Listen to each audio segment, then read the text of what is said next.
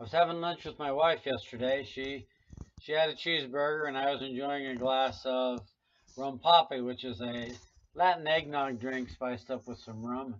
And she started to rail against the use of alcohol.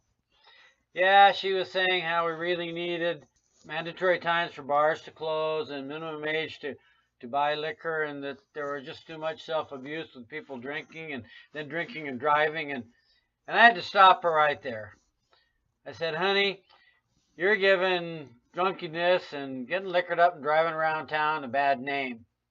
If you really want to address problems, let's talk about obesity and fat. Because you know what? I see a lot more fat people walking around town than I do drunks. Yeah, maybe there ought to be rules about who can buy food and how much you can buy. And if you're over a certain weight, you pay a fine. And no drunkenness in public. Well, how about no fat in public too? Oh, and would you like some more fries with that hamburger? But I didn't let it go at that because I've learned that the best way, I haven't learned that the best way to sustain your marriage, is to learn when to shut up. But I said, I've been checking the traffic statistics, and it turns out that there are a lot more people having accidents who are sober than are drunk. In fact, the ratio runs out to over 9-to-1 sober people cracking up before drunks do.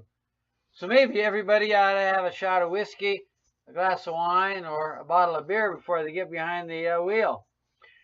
Well, by then she was furious and she stood up to leave, but I didn't let it go. No, and honey, tomorrow I'll be sober and you'll still be... But she was gone by then and I couldn't finish. Thanks for tuning in to Just Plain Folks, and see you next time.